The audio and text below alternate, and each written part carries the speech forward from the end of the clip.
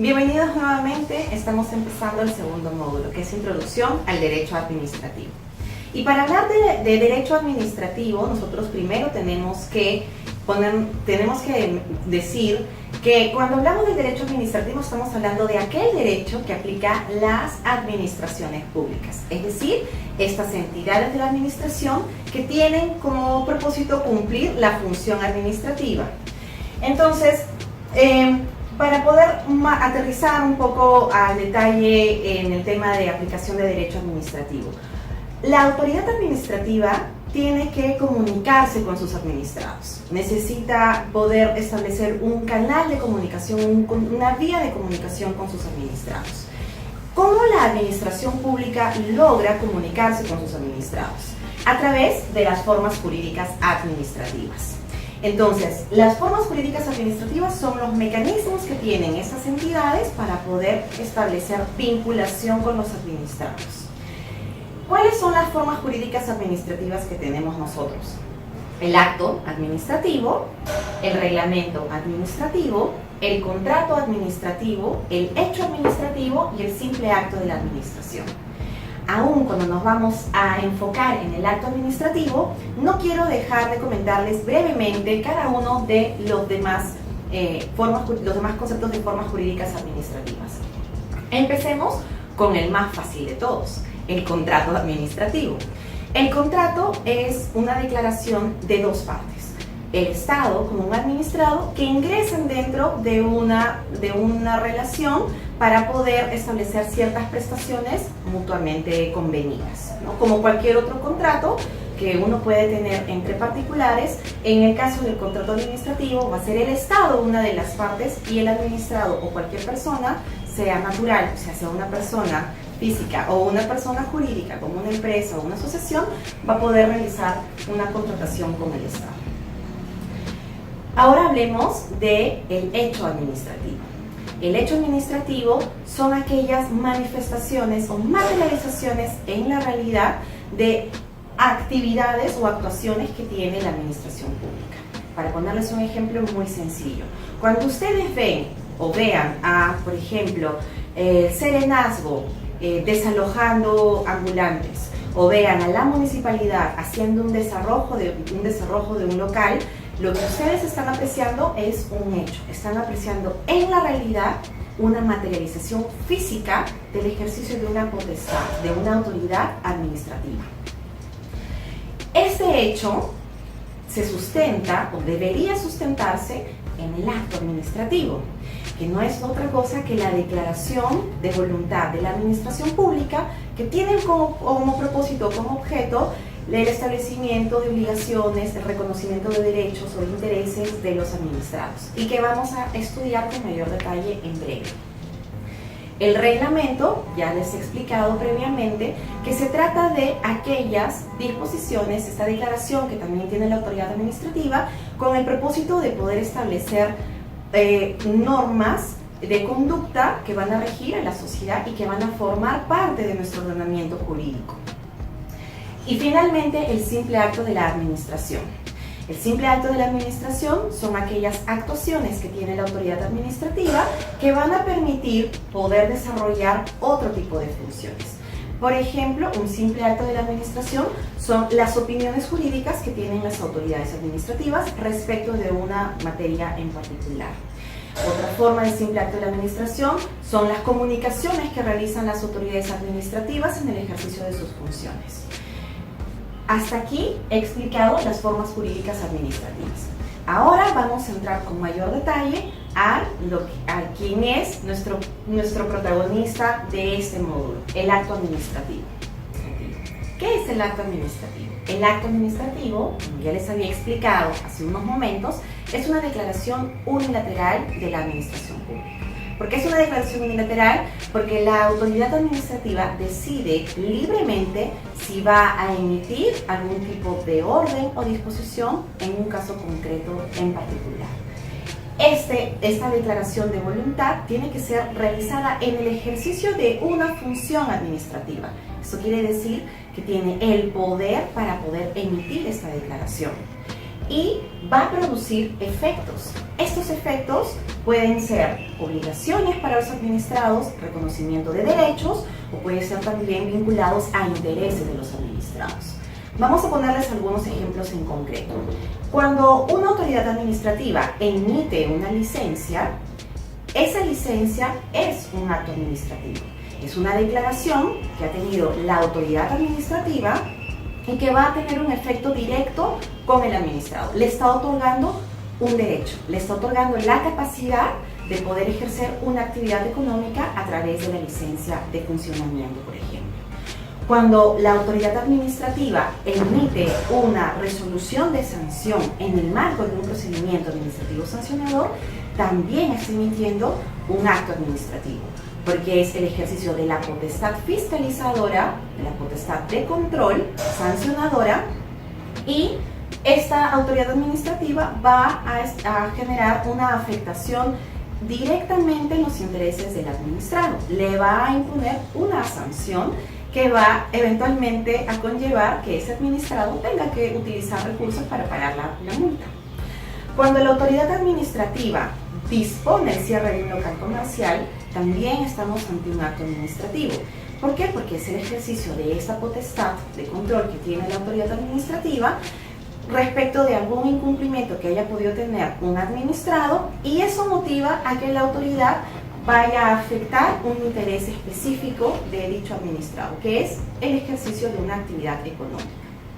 Ahora, para que el acto administrativo sea válido, es decir, para que pueda surtir efectos en la realidad, necesita cumplir con 5 requisitos que están establecidos en la ley. El primer requisito es la competencia. ¿Eso qué quiere decir? No todas las autoridades administrativas son libres de poder intervenir en todos los ámbitos que existen en nuestro ordenamiento jurídico. Si por ejemplo estamos hablando de la autoridad administrativa que está en capacidad de poder fiscalizar procesamiento pesquero, por ejemplo, la autoridad administrativa competente para poder cumplir con esa función va a tener que ser el Ministerio de la Producción. Más no podría, por ejemplo, entrar en ese cuestionamiento el Ministerio de Transportes y Comunicaciones. Por competencia, los actos tienen que ser emitidos por aquellas entidades que están empoderadas por la ley para poder cumplir con esa función. El siguiente requisito es el objeto.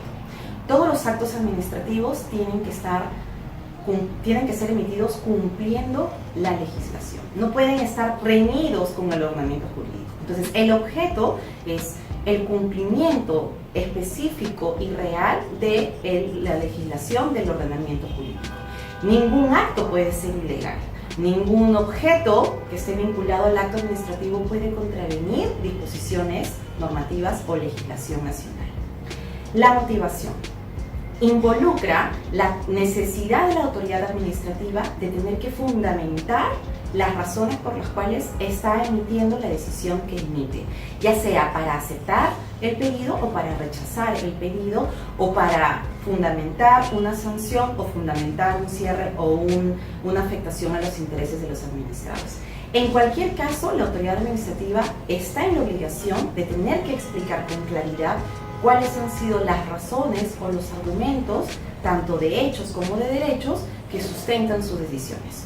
De esa manera, los administrados pueden saber con claridad cuál es el ejercicio que se está realizando por parte de la autoridad administrativa, y se pueden defender si es que están en contra o no consideran apropiada la decisión de la autoridad. El cuarto requisito es el procedimiento regular.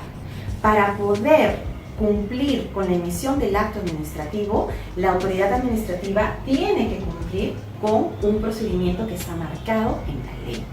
Y ese procedimiento tiene etapas dependiendo del tipo de actuación que se realiza, y todas esas etapas tienen que ser cumplidas.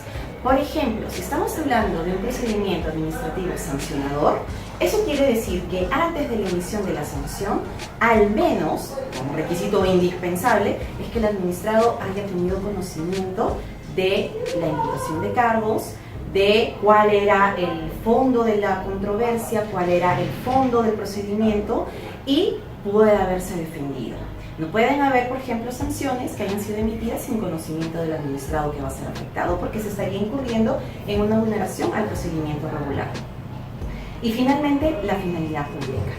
La finalidad pública significa que todas las actuaciones de la autoridad administrativa van a tener siempre como objetivo último el interés colectivo de la sociedad. La autoridad administrativa interviene porque tiene que cautelar y garantizar que todos como sociedad estemos siempre protegidos y se estén cuidando y resguardando nuestros derechos, nuestra existencia tranquila en la sociedad. Por ejemplo, yo no podría, como autoridad administrativa, emitir un acto que vaya en contra de los intereses nacionales, porque colectivamente estaríamos todos siendo afectados como población.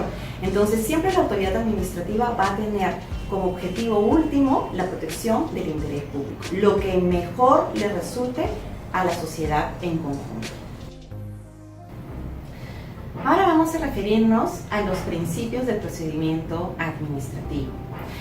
Como ya también les había comentado brevemente en el primer módulo, los principios son postulados rectores. Eso quiere decir que estos postulados van a regir y van a conducir la actuación que tiene la autoridad administrativa en su día a día, en el ejercicio de sus funciones. Entonces, más allá de la aplicación de la ley, más allá de la aplicación de las fuentes del derecho, nosotros tenemos como autoridades administrativas en general que cumplir con la aplicación de estos principios administrativos. ¿Y cuáles son los principios administrativos que establece la ley? La ley ha establecido varios principios rectores para el cumplimiento de las funciones. El principal, el más importante de todos, es el principio de legalidad. El principio de legalidad manda que la autoridad administrativa cumpla estrictamente con aplicar la ley y el derecho. Eso quiere decir que ninguna autoridad administrativa podría ejercer sus funciones contraviniendo la Constitución, contraviniendo las leyes y contraviniendo los reglamentos.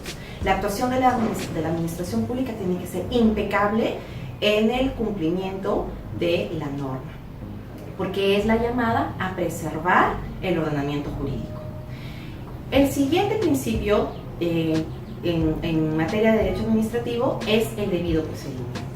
La administración pública se va a vincular con los administrados y eso implica que sus administrados siempre y en todo momento estén en capacidad de poder sentirse protegidos en sus derechos, resguardados, que estén en capacidad de poder presentar alegaciones, argumentos, de defenderse, de que sean tratados de manera correcta, garantizando todos sus derechos a lo largo de un procedimiento administrativo, ya sea que el procedimiento sea uno de tipo sancionador o no lo sea. Eso significa que todas las partes involucradas van a poder tener la capacidad de presentar argumentos, producir pruebas y exigir decisiones fundamentadas en derecho a la autoridad administrativa. El siguiente principio es el de impulso de oficio.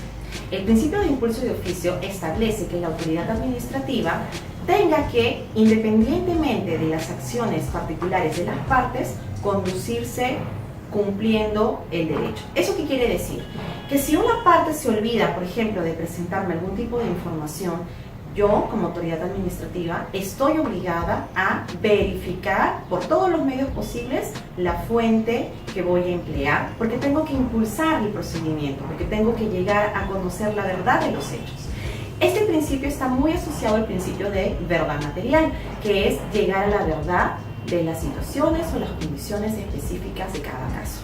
Ambos están muy relacionados porque por un lado está la obligación de la autoridad administrativa de llegar al fondo de la controversia, al fondo de los hechos y la verdad, y por otro lado, para lograr eso, tiene que hacer todo lo que esté en sus manos para poder recabar pruebas, conseguir información, conducir el procedimiento.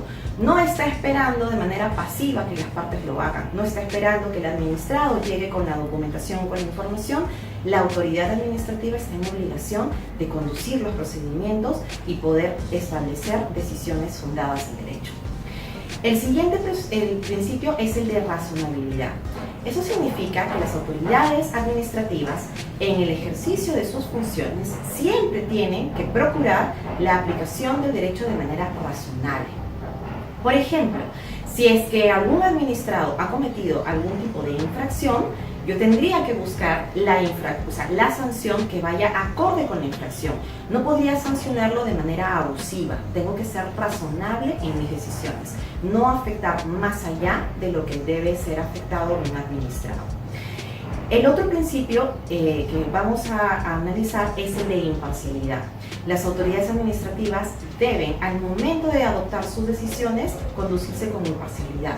No favorecer a ninguna parte por encima de otra, no tener sesgos al momento de pronunciarse sobre los pedidos que tienen los administrados.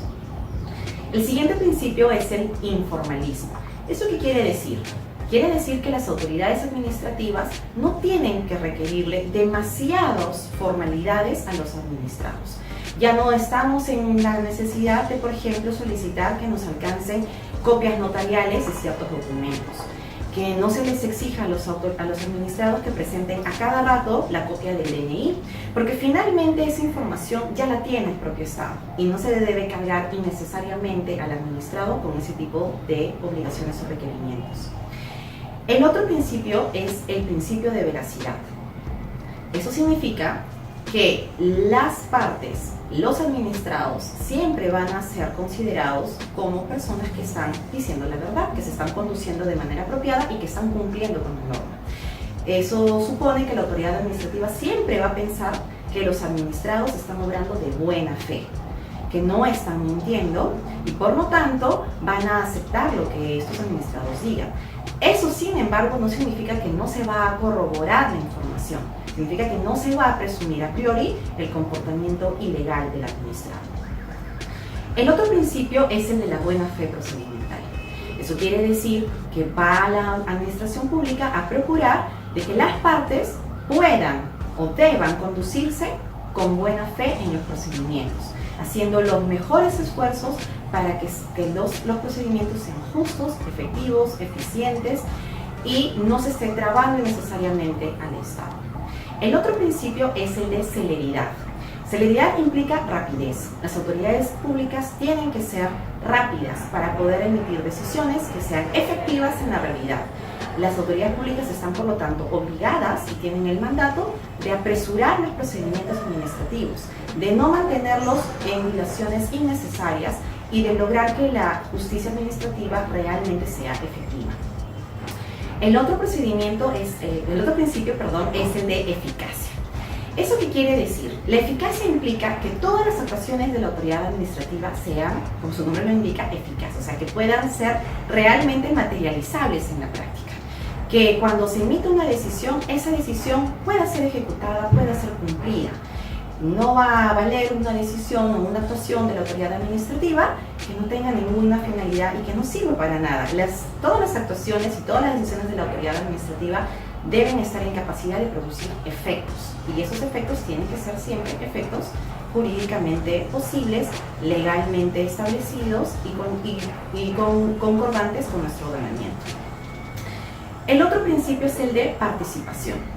Eso involucra que las partes en el procedimiento necesitan participar en los procedimientos que establece la autoridad administrativa. La autoridad administrativa tiene que ser, por lo tanto, transparente, abierta, tener la capacidad de poder abrir sus procedimientos para que todos aquellos interesados puedan participar en él.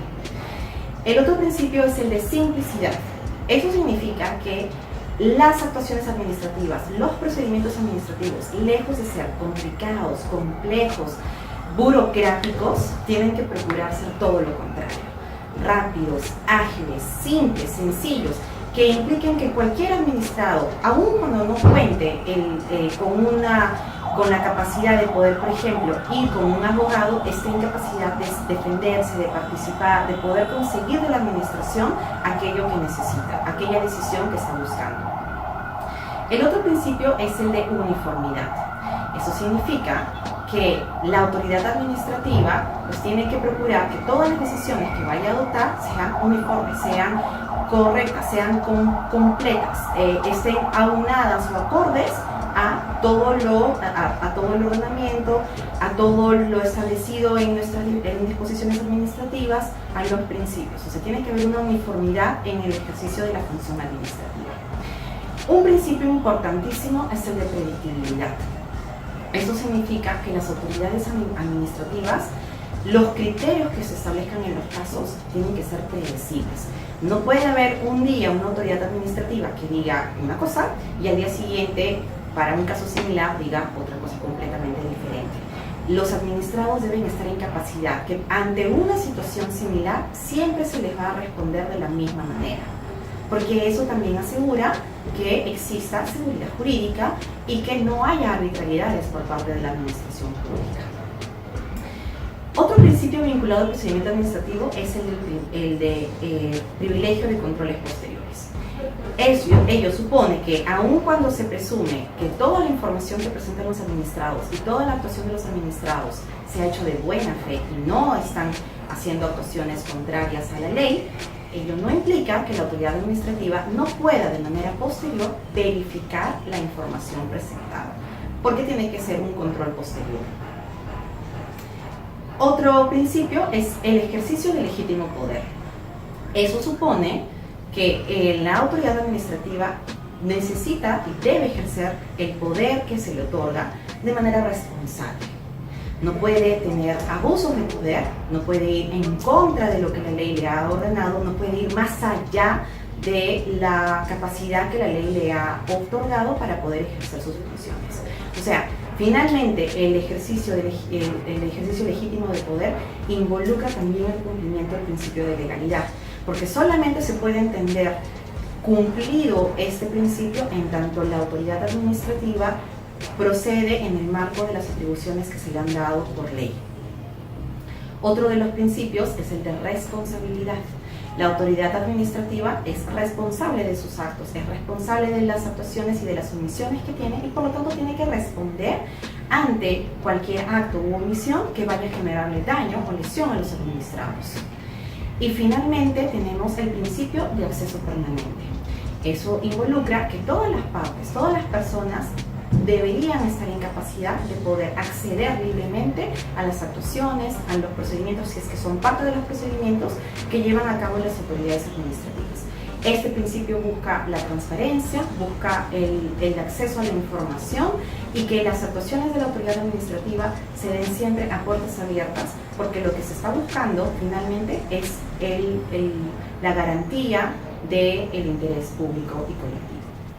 Otro de los principios es el principio de uniformidad, que manda que la autoridad administrativa establezca requisitos similares para trámites similares. Eso significa que solamente de manera excepcional se podrían establecer algunas diferencias, pero porque se ameritan esas diferencias. Sin embargo, en la mayoría de los casos siempre tiene que procurarse establecer los mismos requisitos para que los administrados sepan de antemano qué es lo que se les va a exigir en cada procedimiento. Ahora llegamos a el procedimiento administrativo. Ya hemos hablado del acto, ya hemos hablado de los principios. Ahora vamos a hablar un poco del procedimiento administrativo. Y nosotros tenemos básicamente dos tipos de procedimiento administrativo de manera general en nuestra legislación: el procedimiento bilateral y el procedimiento trilateral. Como su nombre lo menciona, el procedimiento bilateral involucra a dos partes. Por un lado puede estar la autoridad administrativa con un administrado. Por ejemplo, yo le voy a iniciar un procedimiento administrativo sancionador a un administrado por el incumplimiento de una norma, o puede ser también el caso de que un administrado solicite a la autoridad administrativa el otorgamiento de una licencia. Entonces, en este caso siempre van a haber involucradas dos partes. Por un lado está la administración pública, ya sea como el que inicia el procedimiento o como el que va a hacer que tramitar la solicitud, y por otro lado el administrado, que va a tener que soportar el peso del procedimiento si es que está siendo investigado, o el que va a impulsar el otorgamiento de algún tipo de derecho. Y también tenemos el procedimiento trilateral. Ese tipo de procedimientos involucra a tres partes. En la punta siempre va a estar la autoridad administrativa, que va a funcionar como una suerte de árbitro entre dos partes que van a estar en conflicto. Por ejemplo, hay dos administrados que tienen una controversia, que están discutiendo la titularidad de algún tipo de derecho, o que están discutiendo el cumplimiento de algún tipo de prestación. La autoridad administrativa va a ser el que va a tener que resolver la controversia entre ambas partes. Adicionalmente, al igual que en el caso de los procedimientos bilaterales, se reconoce que en este tipo de procedimiento trilateral, además de resolver los conflictos que pueden existir entre dos partes, la autoridad administrativa podría ejercer también una función sancionadora contra una de las partes si es que verifica que dicha parte ha incumplido o ha infringido algún tipo de disposición. ¿Cómo se inician los procedimientos administrativos? Si se trata de una solicitud que va a ser formulada por un administrado, evidentemente ese procedimiento se va a iniciar con la presentación de la solicitud, con la presentación del pedido por parte de la autoridad, por parte del administrado, perdón. Y van a finalizar siempre con una decisión por parte de la administración pública que va a ser un acto administrativo. O sea, el desarrollo final del procedimiento va a conllevar una disposición, una orden, algún tipo de materialización en la práctica por parte, el conceder una licencia por parte de la autoridad administrativa. ¿Cómo se inician los procedimientos administrativos? Si estamos hablando de un pedido por parte de un administrado, se va a iniciar con la presentación de la solicitud o la formulación del pedido. En estos casos, se va a tramitar el procedimiento y al finalizar, la autoridad administrativa va a emitir un acto en el que se va a pronunciar por ese pedido. Ejemplo, en el caso de una licencia, la autoridad administrativa va a tener que disponer si concede o no concede la licencia al administrado. Si estamos hablando de un procedimiento sancionador en el que la autoridad administrativa inicia un caso contra un administrado, se va a iniciar este procedimiento a través de la imputación de cargos. ¿Eso qué quiere decir? La imputación de cargos constituye aquel documento, aquella actuación en la que la autoridad administrativa comunica al administrado que está empezando un procedimiento administrativo en su contra, cuáles son las presuntas infracciones que se han cometido, cuál es la posible consecuencia del procedimiento y le va a dar las pautas para que el administrado se pueda defender. Este procedimiento también va a concluir con la emisión de un acto administrativo en el que la autoridad administrativa va a poder disponer si es que el administrado, o concluye si el administrado ha cometido una infracción y de ser el caso le impondrá una sanción. Adicionalmente, la autoridad administrativa en ese tipo de procedimientos puede disponer el dictado de medidas correctivas. ¿Esto qué quiere decir? Son tipo de medidas que permiten a la autoridad administrativa, valga la redundancia, corregir la situación que se había producido hasta antes de la comisión de la infracción. De esta manera, lo que se procura es que esté en una situación anterior a la ocurrencia de la infracción. Cuando estamos ante un procedimiento trilateral, la autoridad administrativa también va a iniciar el procedimiento, ya sea vía la solicitud de un administrado, y va a concluirlo con un acto administrativo en el que se establezca cuál de las partes es la que tiene razón en esa controversia.